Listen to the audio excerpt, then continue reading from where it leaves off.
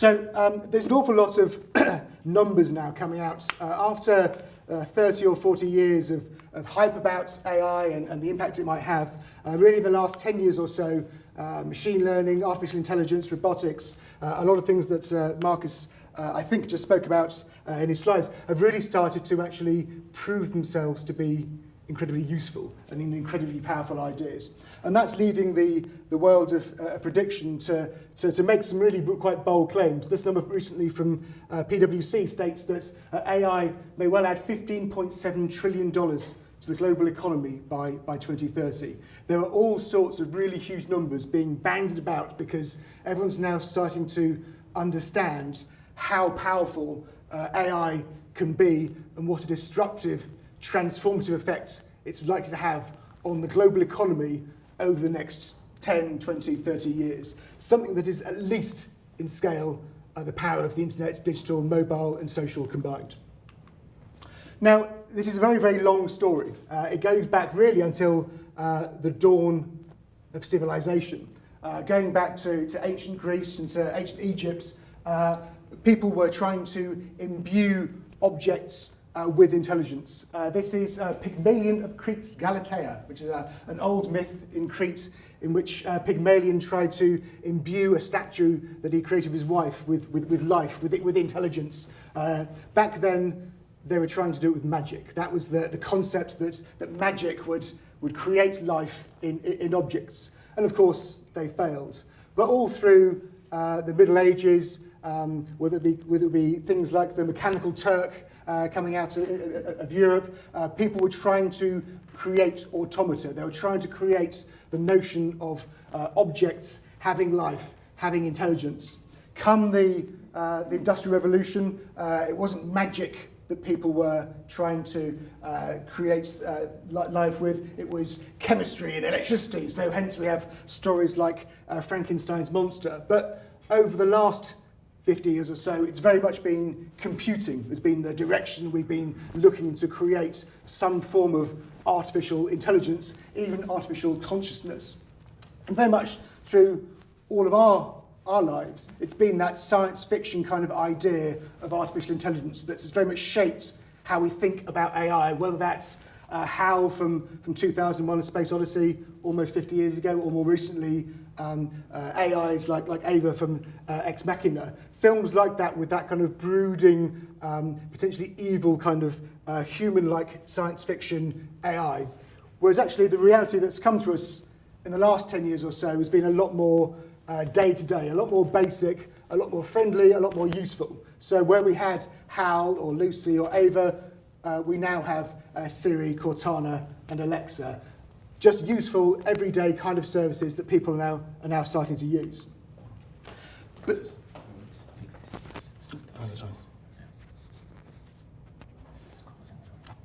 thank you. So this is a quote we often use when we talk about AI, that's said by the science fiction writer who wrote 2001: A Space Odyssey, that any sufficiently advanced technology is indistinguishable from magic.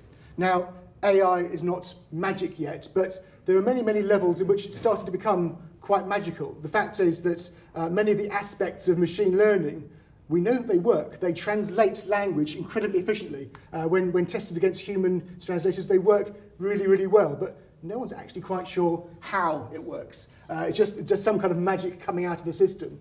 And I think, as a kind of a wider cultural point, I think this will be a very interesting thing to see, that as AI develops, we won't understand necessarily how it works. It'll just do really useful things for us. And so, actually, we may go back a little to the past, where just as the ancients used to think it was magic driving this, and it was magic that was the form of artificial intelligence, likewise, I think we'll start to think of AI as magic, because we don't quite understand how it works.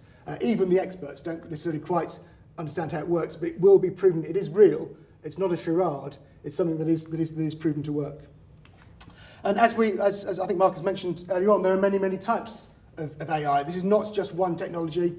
And I think my core message to you today is that we do need to think about the long term. AI is a big generational transformation in our society, in our economy. We're just starting this trend, and it'll really unfold over the next 30 years. I think we're at the same space with AI as we were with the web maybe in 1997 and maybe with mobile in 2007. People can see the potential there, but we don't quite have the scalable solutions yet, but they are very much on the doorstep. But when we think about AI, and this chart is a massive oversimplification, that it's useful initially to think about AI as being the analogue of our human capabilities. That machine learning works in a similar way to the human brain, especially neural network models and deep learning models. They work in a very literal way how the human brain works. But likewise, language processing is very much allows us to communicate with computers, with AIs, through our own conversational ways of speaking. Voice activation allows these systems to literally understand the sounds that are being generated by the human voice, process those signals into text that can then be processed.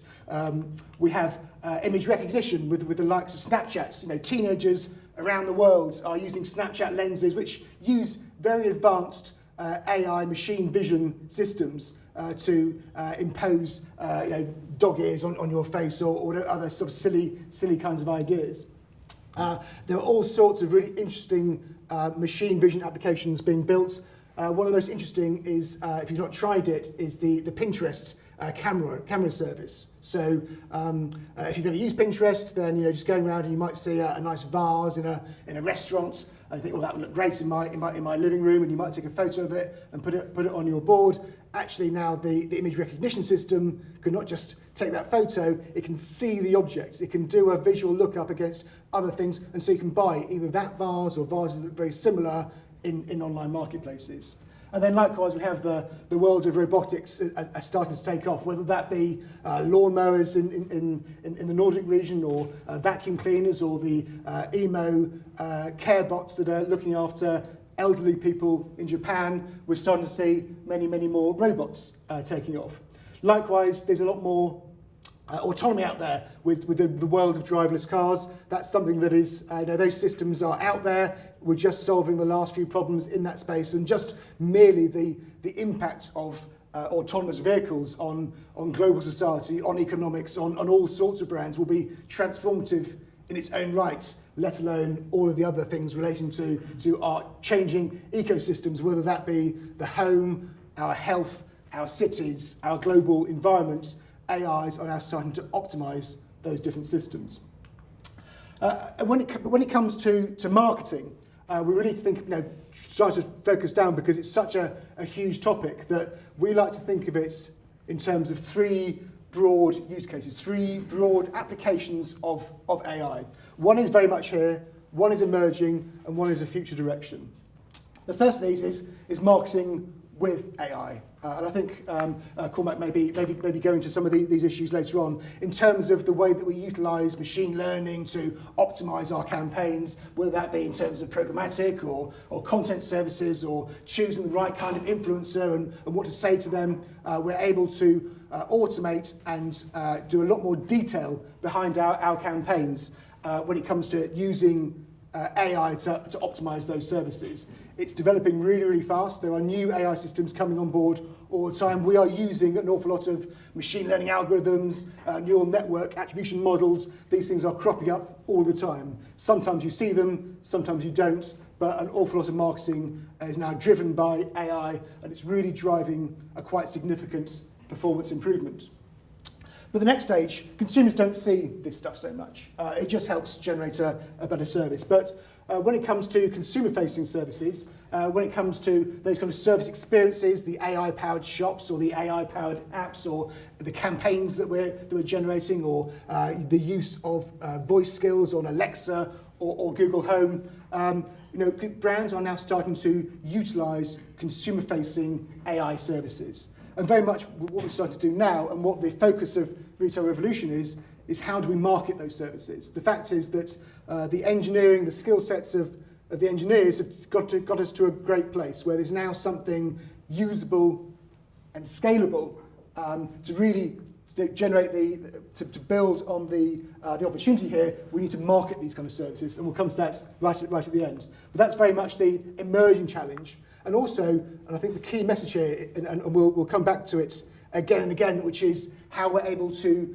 develop, generate, nurture trust with consumers is going to be key to the success in the long term.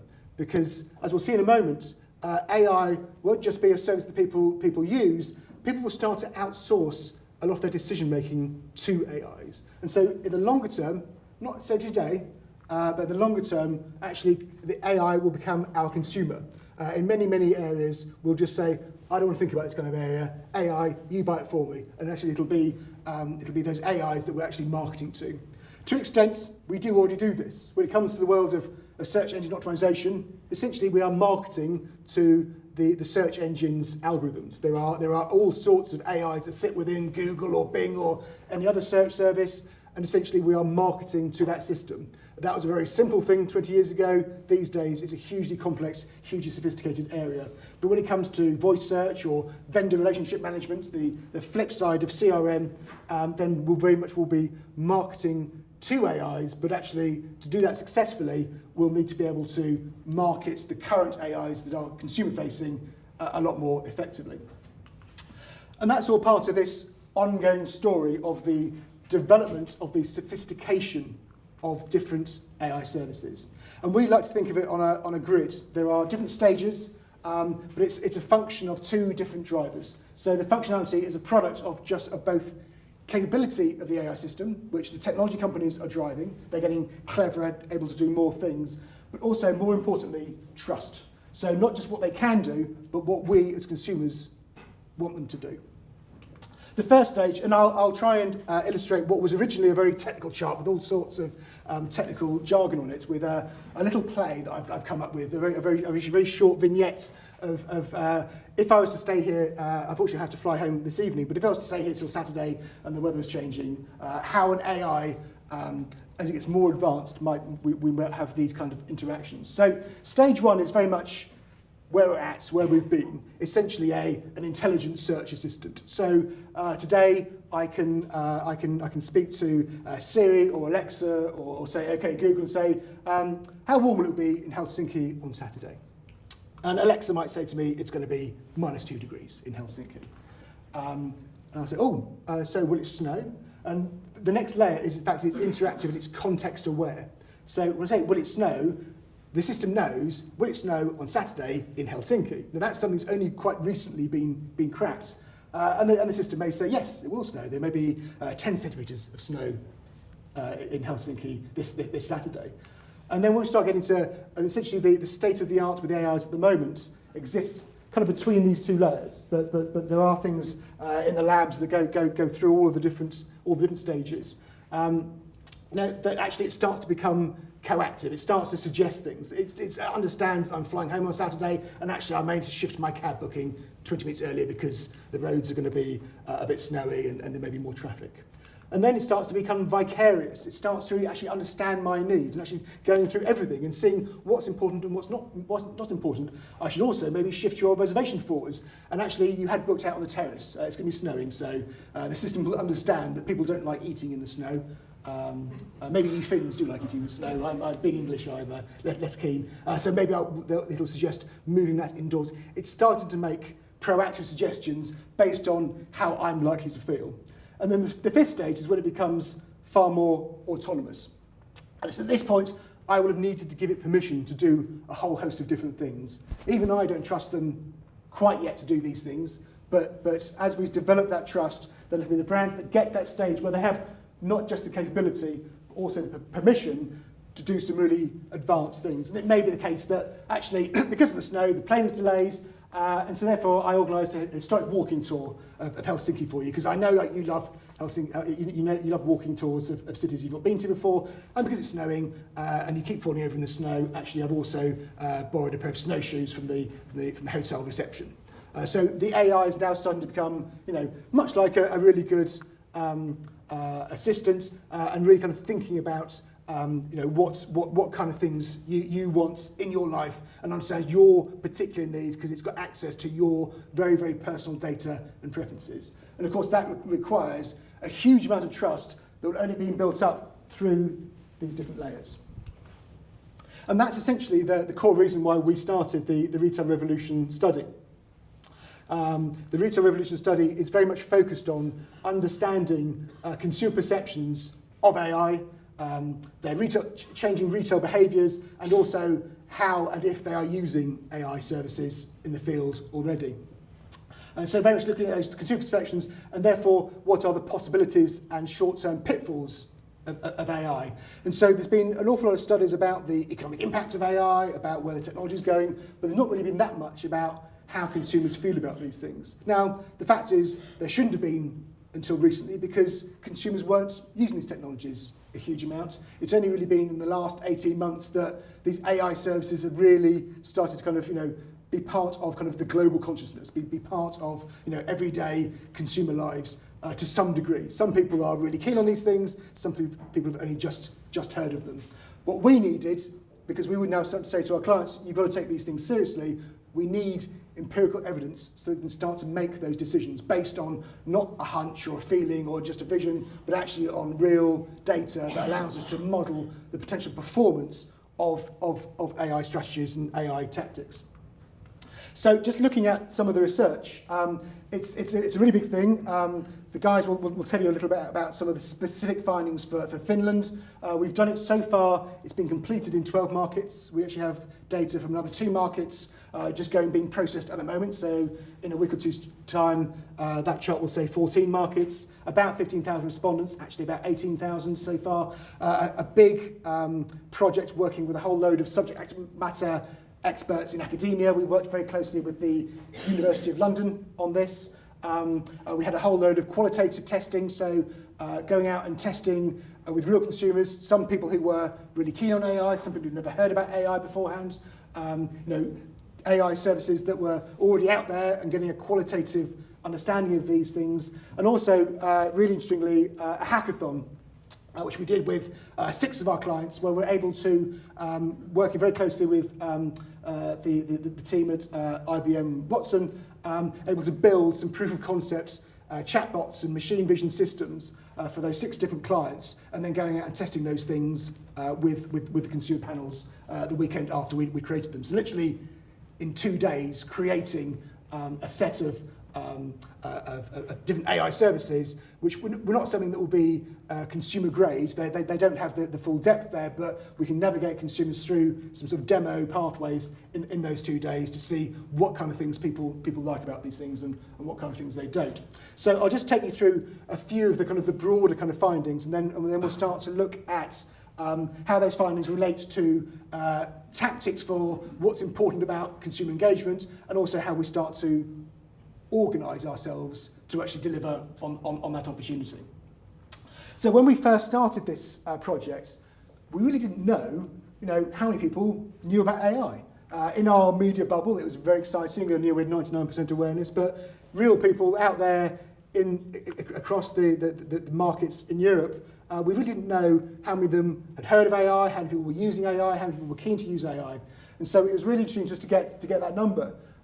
The first data actually came in from the UK, and it was actually slightly smaller than this. So about the 2 groups of people who are already using it or are happy to use them as of now, combined was about 55%. And we were surprised. We thought that was a little higher than we thought the consumer readiness would be. We were even more surprised to find actually the UK was actually slightly behind the average. And there were more people who were reticent or didn't understand it in the UK than in parts of southern and eastern Europe. And we'll go on to explore some of the issues in the Nordic markets and in Finland in particular later on. But overall, there is that more than half of the population in the EMEA region, in the markets that we've tested, are either using AI at the moment or they're aware of it and they're keen to use it. So the door is somewhat open for us to engage with them. But there's some very interesting findings, and one of the things that came out of this was when we started to look at some of the barriers. So asking the people who said they weren't that interested in using AI, we found some really interesting patterns a little bit beneath the surface. surface. So essentially, these are the top reasons why they feel those people who don't do these things. Very much encompassed by Stephen in London, who says I shouldn't have to deal with what amounts to an inferior search function with a text-to-voice gimmick, as I can go through the process and process far more information myself in less time. Because what really happened is that the answer that indexes higher for people who are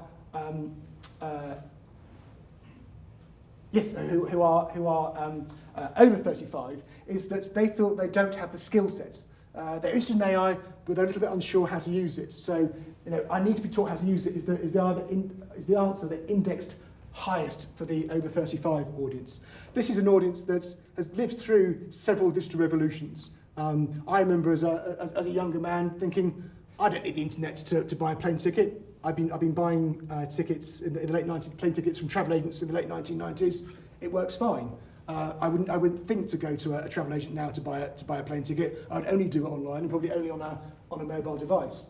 Whereas for the under 35s, they've not been through that revolution. They've grown up with the internet. They've grown up often with mobile and social. This is the first big revolution that's come to them as adults, and they feel that they don't need it. Their lives are fine at the moment. They don't need these things, and that answer indexes a lot higher for the younger audiences. So our kind of hypothesis is: are the people who were digital natives now AI immigrants? This has been something that we've got a fair amount of kind of PR coverage from, and I think it indicates, and we'll go on to in the segmentation in a moment, a lot of opportunities around how we speak to different kind of audiences when it comes to selling marketing those AI services. Very much it's a support function for those older audiences. They're kind of open to it, they just need help getting online, whereas the younger audiences maybe need convincing that this change in behaviour is worth it for them. Very much I think that, just looking at my own family, I think that line of where someone is an AI immigrant is actually very, very, very young. My sons, who are 12 and 14, see Alexa and Google Home in our house as being kind of fun and gimmicks. My daughter Florence, who's 7, completely loves Alexa. It really empowers her. She can stride into the kitchen and say, play Jessie J at volume 10, and suddenly it's blaring out across the kitchen.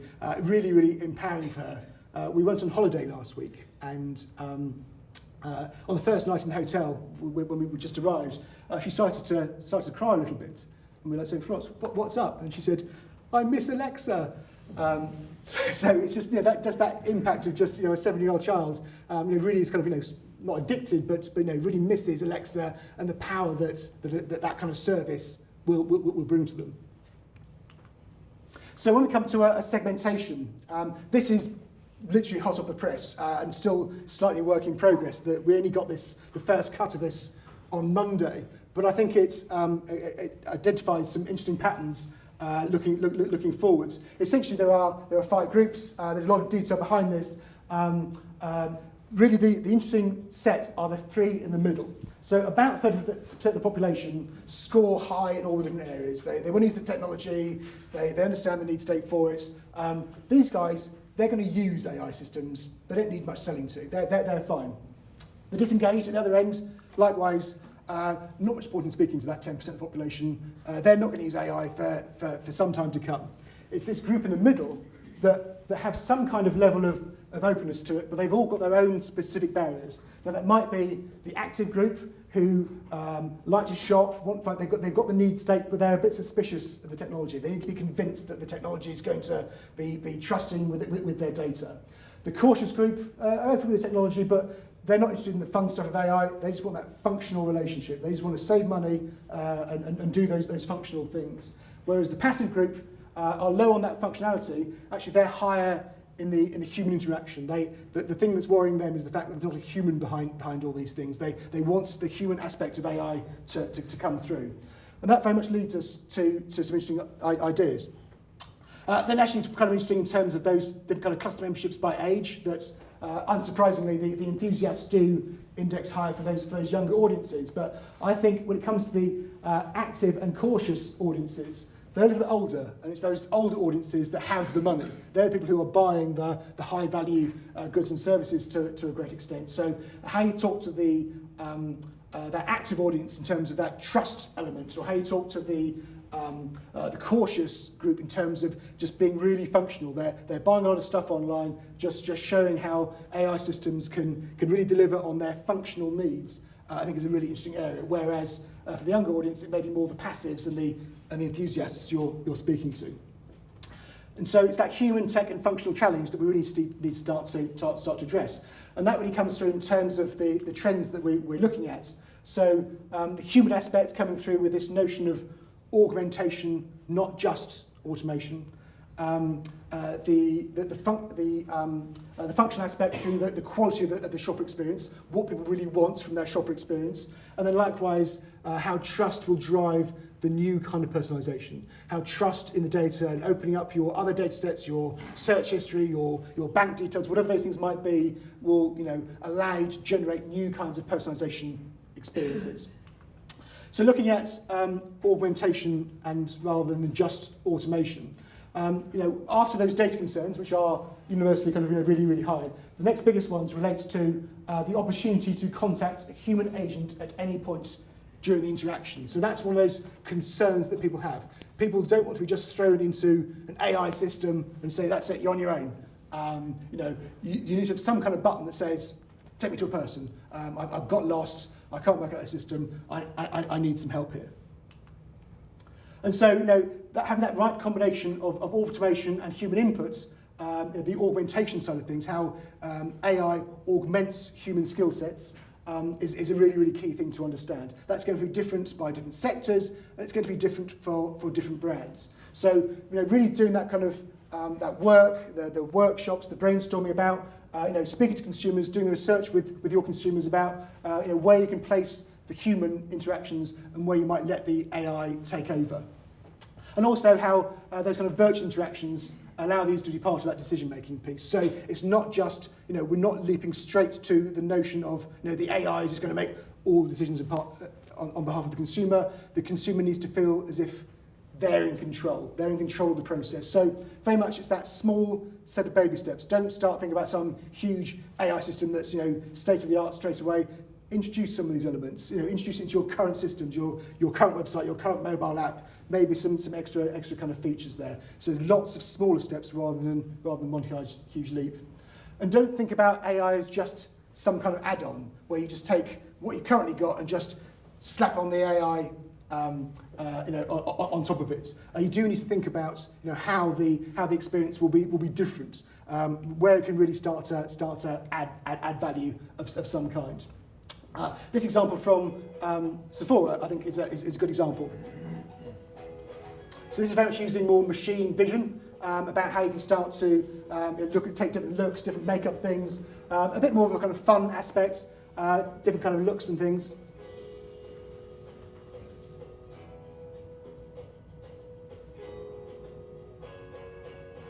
And it's very much just tied into the kind of current trends of sort of social shopping and sharing and all of these kind of things. So it's just a small bit of clever kind of AI machine vision technology enabling the kind of current social shopping experience. So the implications of this notion of augmentation rather than just automation is very much around the idea that AI is no longer just what you do, but also who you are. A huge idea will be how brands are expressed through AI. As a thought experiment, you may start to think about grocery brands. So you may take a mass market, low-cost brand such as Walmart or Asda in the UK, and I'm sure you probably have similar brands here in Finland. If it comes to kind of cost saving, those kind of brands will probably look to automate everything. And we may see the AI-powered store of 2030 being that you may not see a single person in the store. It's all AI-powered and just looking to kind of minimise that cost. Whereas the higher-end grocery chains, such as Waitrose in the UK, may well look to augment more, and actually, it'll be freeing up staff so that they're walking around the store. They've got the earpieces and those kind of things, and they can come and talk to you about goods and services, and how that experience can be made a lot deeper and better. And also start to think about those customer expectations. What the consumer is expecting of AI. The fact is, the consumer's not expecting a huge amount today. but they will be expecting more and more. So tracking those expectations will be a really key challenge. The second theme is the quality of the shopper experience. So just understanding, what drives a quality shopping experience at the moment.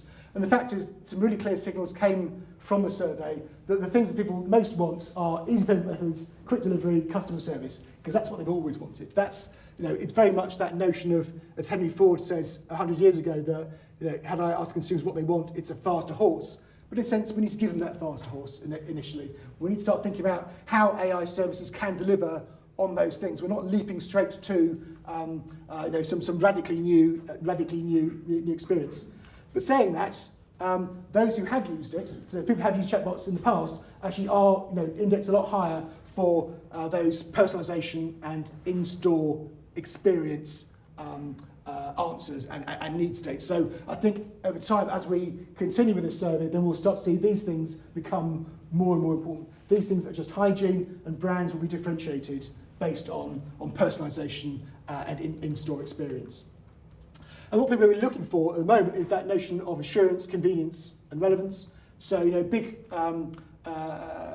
issue for people is that notion when they're buying online of knowing the quality or fit of certain products. So, having an AI, for example, if you're an apparel brand, that AI machine vision system that allows you to measure up take your measurements and say that shirt will fit perfectly.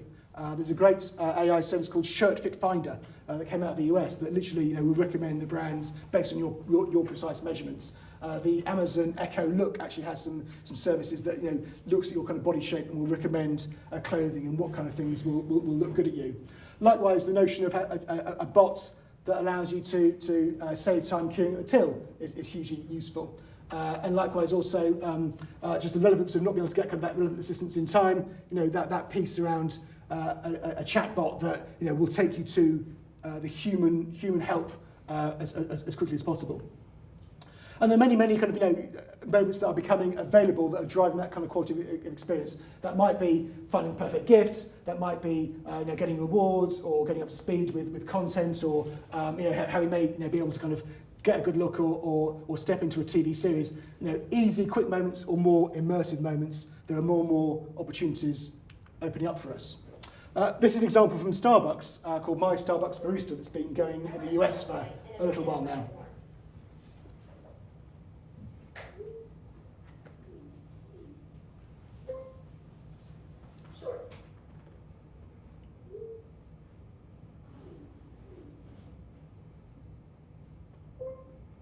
Double upside down macchiato half decaf with room and a splash of cream in a grande cup.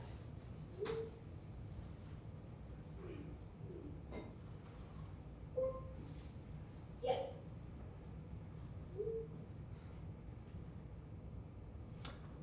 So I think it's actually a good example of even those weird, very, very niche orders that you can get in a Starbucks. The AI is now able to understand these kind of things and process those orders with great accuracy. One actually unintended consequence that came out of this system, that's especially in New York, is that actually too many people were using this. It became too popular, so that in those busy stores at 8:30 a.m. when there's that huge queue for the Starbucks, so many more people were using the chatbot and just walking in and picking up their coffee. That annoyed the other customers who weren't using the chatbot. So they've had to have a whole set of remedial measures just to deal with the inflow and footfall from both the AI consumers and also the people who are coming into the store and ordering straight away. So there'll be all sorts of unintended issues that we need to deal with over the next few years. Another one is just this notion of the fact that we are living in this expectation economy. Just that point about as consumer behaviours are changing, their expectations also behave. One of the impacts of mobile is the fact that when people are shopping, they're now shopping in a more active kind of way. They're not necessarily going in with a shopping list and understanding exactly what they want to buy. They must go to the shop and then see what's available, see what's on offer, see what looks good, and then create recipes around that. So Whole Foods in the US, this came out very strongly in some work that they did, that the number one activity that was happening in the aisle was people who were essentially creating, looking for, designing recipes. So actually what they were able to do is actually create a chatbot that was location aware, and they knew you were in front of the zucchini or near the rotisserie chicken or whatever it might be, and actually they then help you find those kind of recipes and be very much built around the whole food brand and giving those kinds of services. That's something people didn't expect a couple of years ago. They're starting to expect now. It's cool now. I imagine in a few years' time, this will be a bit of a hygiene issue, and the brands that don't have these kind of things will be really starting to kind of lose out.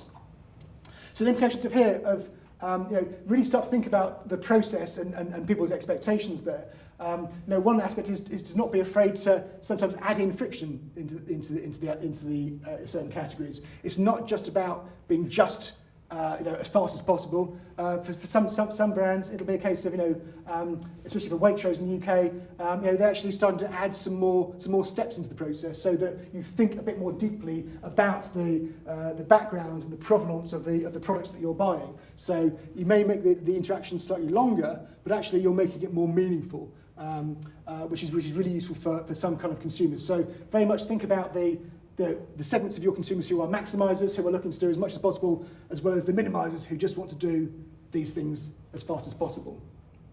Thirdly is this notion of personalisation and how adaptive and responsive we can be, and start thinking about both the personality of the brand and the functionality of the brand. I think we've covered a fair number of points about the kind of things you should be doing, very much in that kind of utility space, but we'll be moving more into the kind of content and more experiential aspects as people start to develop trust.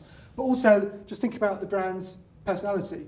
Currently, brands are expressed through the neutral voice of Google Home or Alexa. But increasingly, brands will be speaking with a specific tone of voice, in an audio sense, but also in a matter of fact, how they talk. So the WebMD, your MD, bot for medical reasons is very, very clinical, naturally, and talks to you like a doctor, whereas the Robbie Williams chatbot talks to you like Robbie Williams. So they're very, very different kind of brand experiences.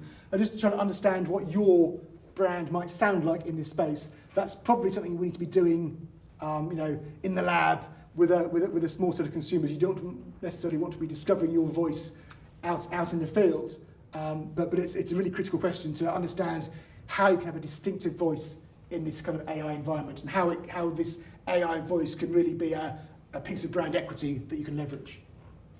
Also, always be open, always be honest, never pretend. So what we do know is that people don't want to be tricked. You need to be upfront that this is a bot. When something's a bot and when something is a person behind these things.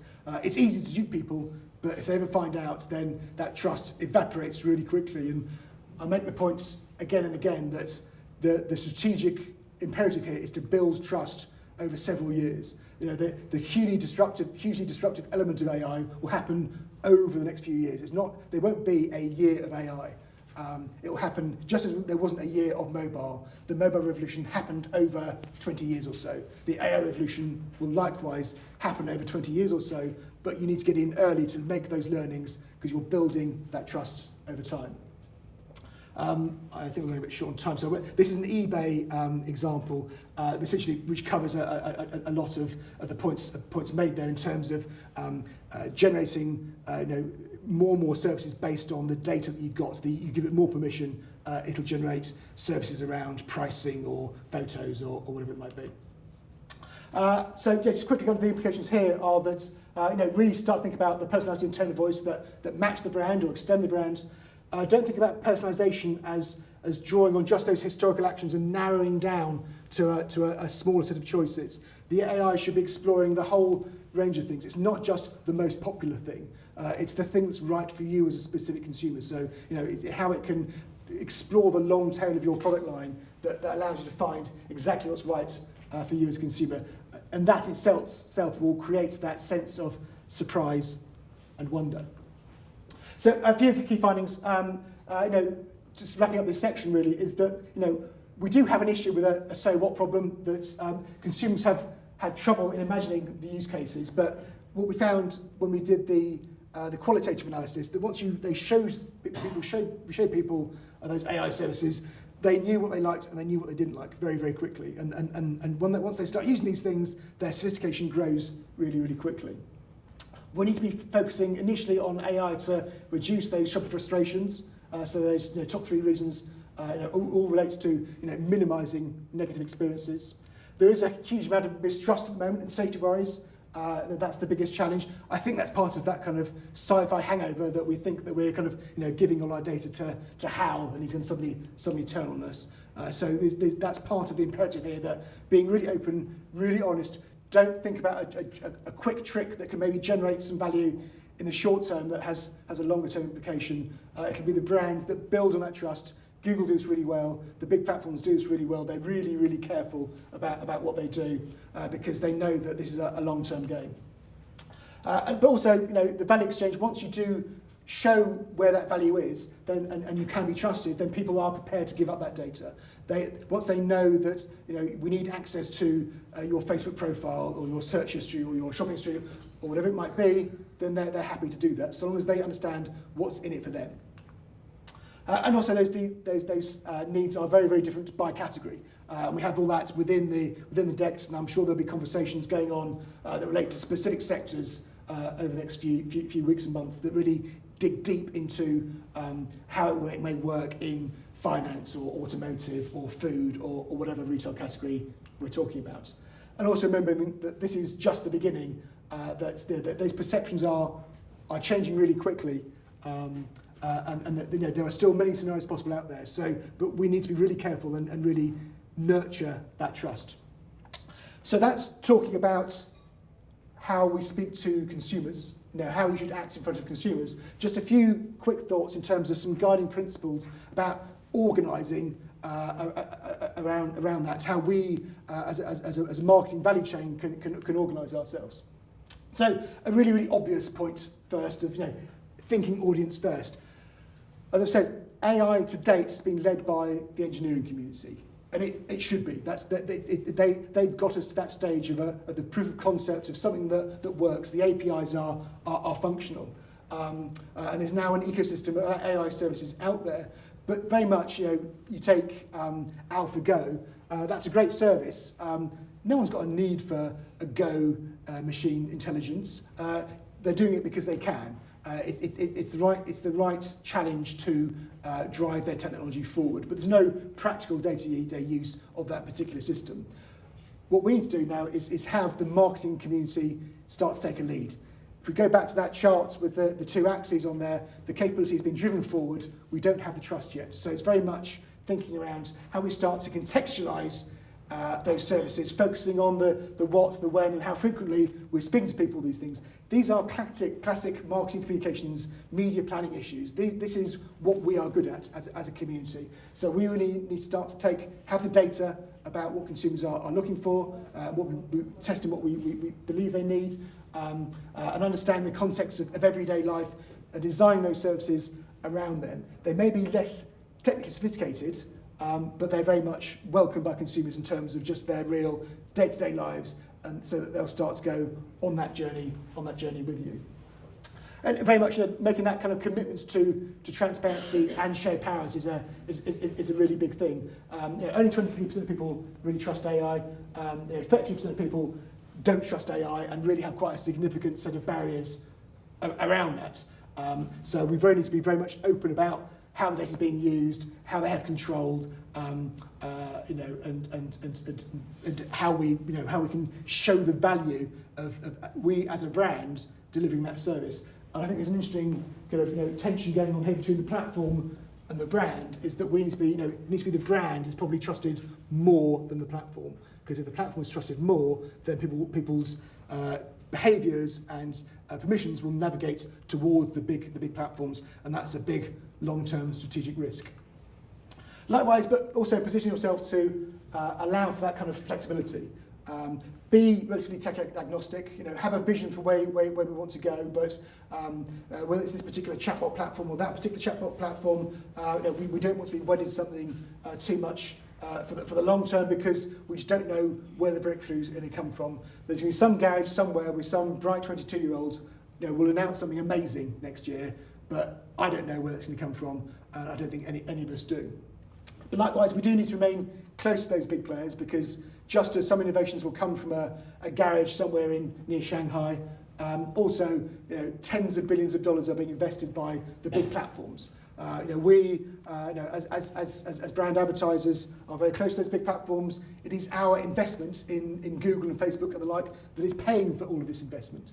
It is advertising has a huge role to play. The advertising community has a huge role to play within this world, and we can influence those guys to be doing things in the right kind of way that satisfy our needs, but also our needs include that ongoing trust of consumers, that we're building that trust for the long term. So remaining close to the big players is a really key aspect of what we're trying to do.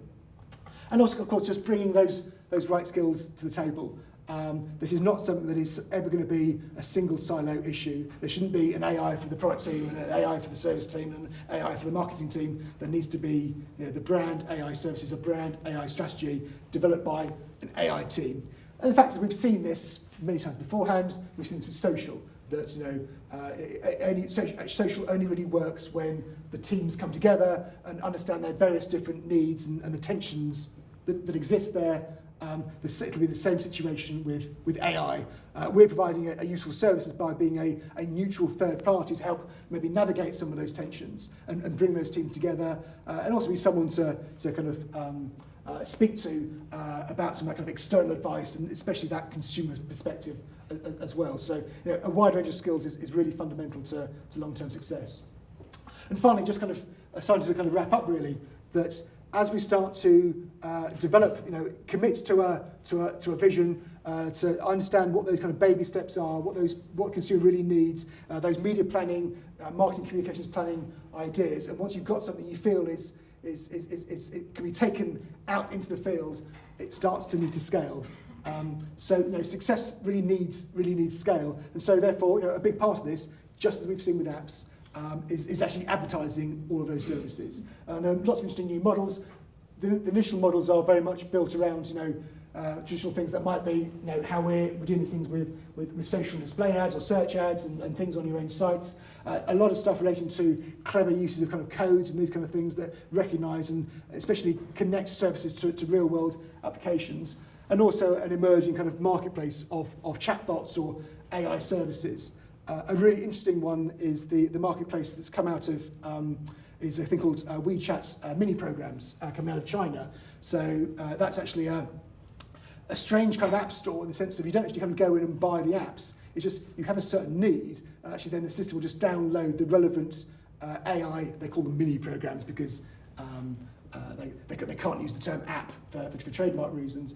But essentially it just downloads the mini program. So that skill, if you're looking for a burger nearby, it'll just in the background download the McDonald's chatbot, and then you can then talk to the McDonald's chatbot, and it'll tell you there's a restaurant 300 meters away in downtown Shanghai. So all sorts of interesting new services coming out about how you can start to embed, advertise those things and embed those skills, those services.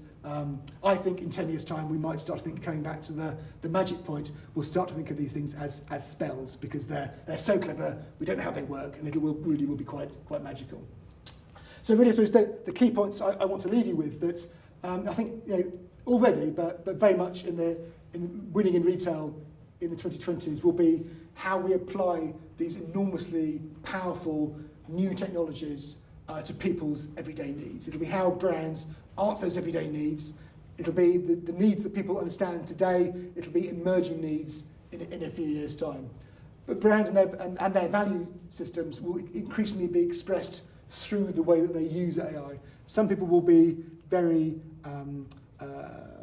aggressive and maybe callous about AI and just use it as a cost-cutting thing, just a way of let's remove people from the system, let's remove cost. And that may work for some people.